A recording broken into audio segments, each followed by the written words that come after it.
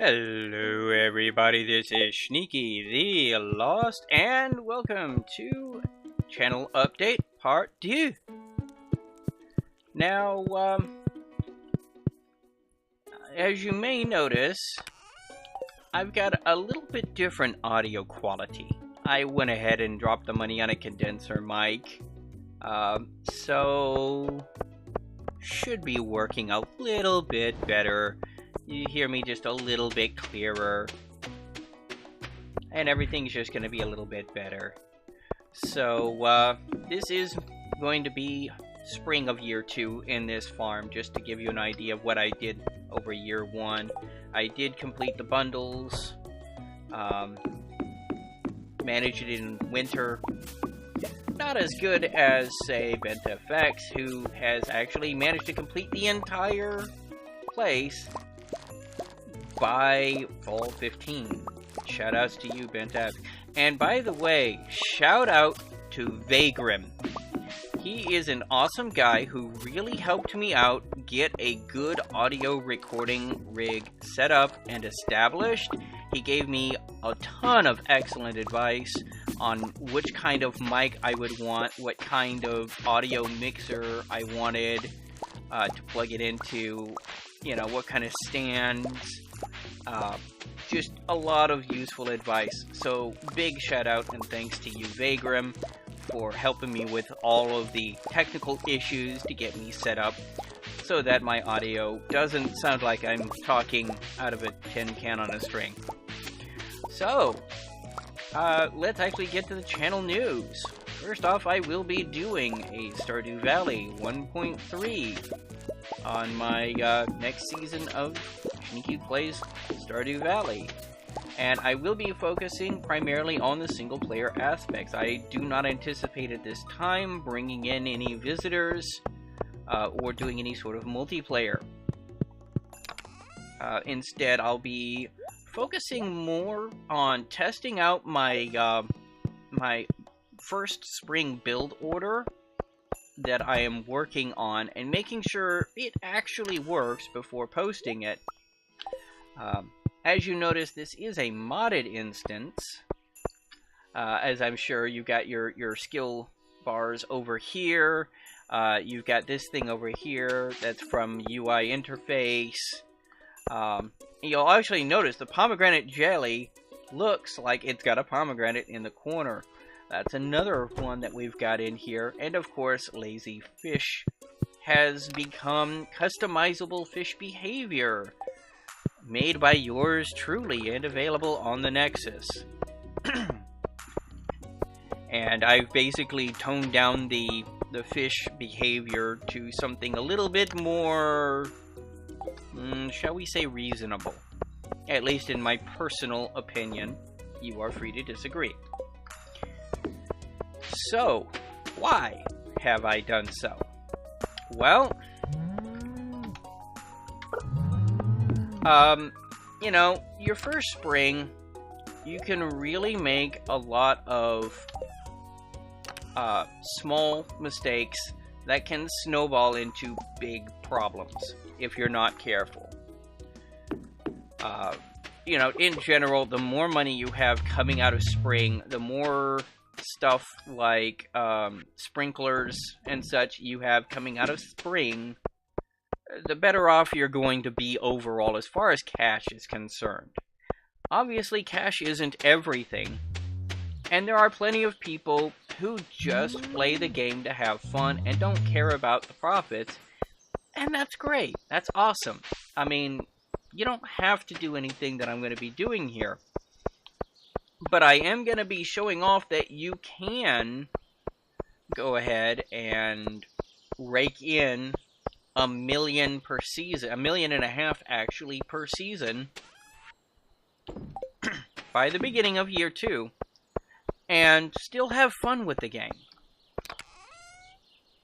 Ooh, blue jazz honey. And again, you see the little blue jazz there in the corner and the little blue band there. That's actually really cool. I like that mod. No mechanical changes, obviously. It just gives you more information.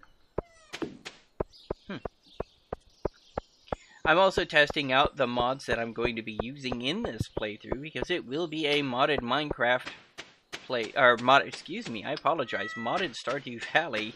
I am working on a mod pack for Minecraft, but it is not yet ready. We might see some developer commentary on that pack later on in the season, though, depending on how far I get into it. I'm doing a medium core pack. It's gonna start off a little bit more...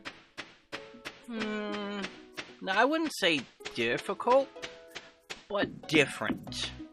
I am actually not going to be using Tinker's Construct whatsoever. So that'll be new to a lot of people. For modded Minecraft, at least. I will actually be using Rustic. And also Primal Core, which some of you may know from... what was that one progression-based pack? Began with an S. My mind blanked. It does that. Insufficient caffeine units to boot up operating system. But yeah, but it isn't gone to that level of stupidity. It's still decent, and by decent I mean, yeah, you're gonna want to make yourself some non-vanilla tools. You're probably gonna want to start off with some flint tools, but it's not that difficult to really get going. It's SevTech, that was it. Yeah, it's not like SevTech hard or convoluted, but it isn't trivial either. And so I think it'll be an enjoyable experience for those who wanted something a little new, a little different, and not bang your head against the wall grindy, which a lot of expert packs tend to do. Not all of them, but most of them tend to falsely conflate grinding and subcombines for difficulty. And I respectfully disagree. And that's what this pack is about. Giving you more complexity without more grindy. But it is by no means done, because I'm actually going in... I am going to be doing some changes to some recipes, but they're not going to be punitively harsh, they're just going to be different. And so you're going to start off basically with muscle power, and then you're going to work up to horsepower. I do have that mod that is in SevTech also, that you can hook up animals to machines to kind of sort of automate them, but not really. So that'll be fun. And then better with mods to have kind of a shaft power. And then you get into immersive engineering as your primary tech mod. So that's really where you're going to be looking at.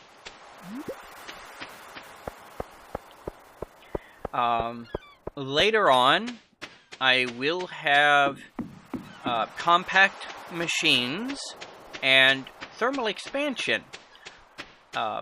Thermal expansion is actually where I'm going to be doing a lot of customization, because you won't be able to get into it until you get into compact machines. Because the way I figure,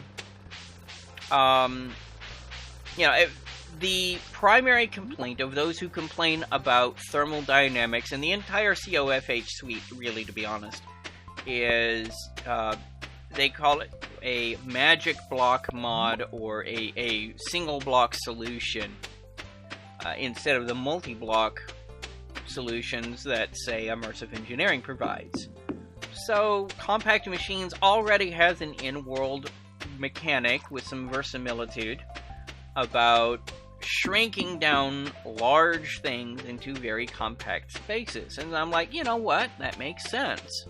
So all of the thermal expansion machines are going to be effectively multi-blocks that are shrunk with compact machines shrinkers. And that way, you know, because the thing is, the way I'm looking at them, I'm not actually looking at them as infrastructure in and of themselves, so much as automation of certain processes. Like a pulverizer is just an inline machine that breaks things down. So it's more along the lines of automation. Speaking of automation, there will be no applied energistics 2. There will be no refined storage. Instead, there will be simple storage network for mid-game, early mid-game. And there will also be thermal logistics, a new mod that has recently come out.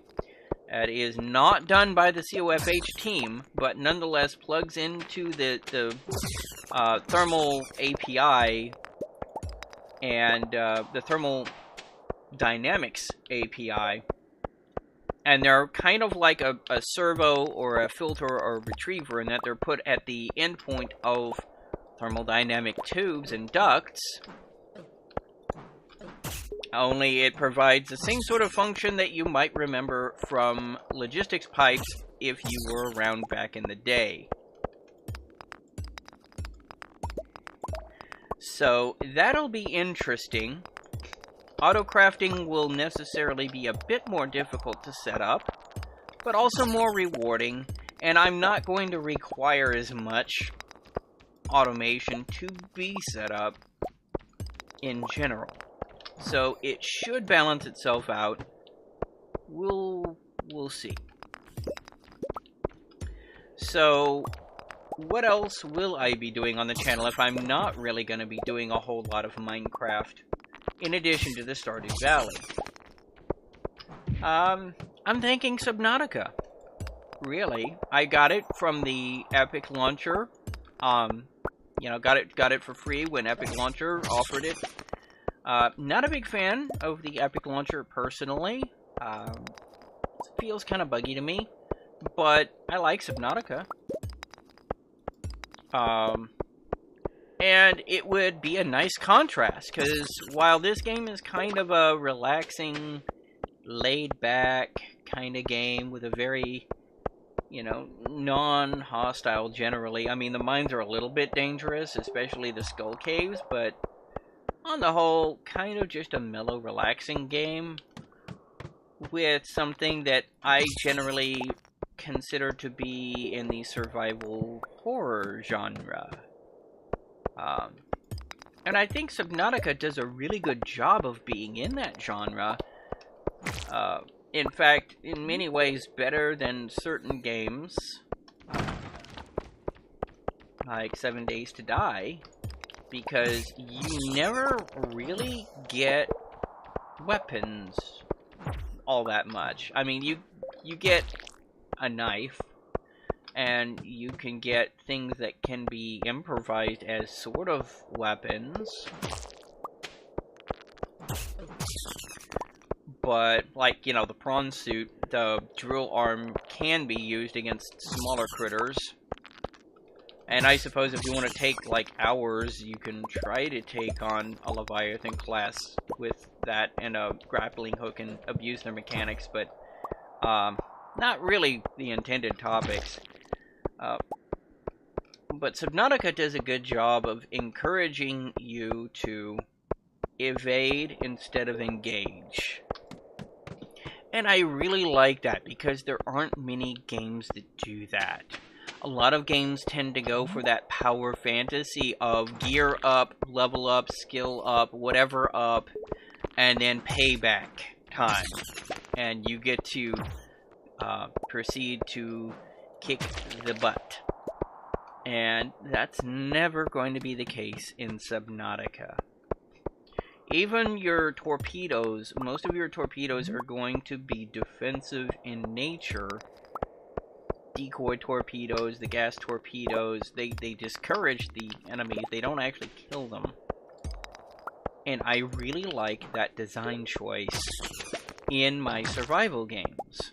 Because then it actually is survival. It's not just, well, you know, kill everything and loot it all.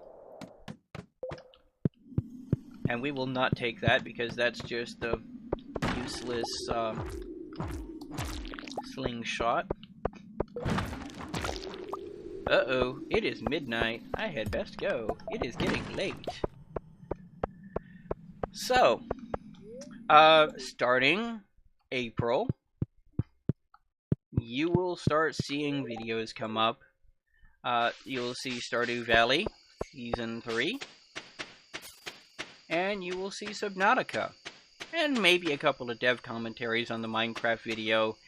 And if I get a chance to hang out with some other guys and do some gaming with them, you might see that come up from time to time too. But for the most part, what we're going to be looking at on this channel, for the next cycle anyway, is going to be Stardew Valley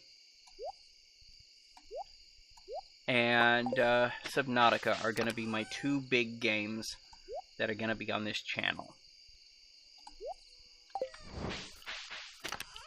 So, with that said, here we go.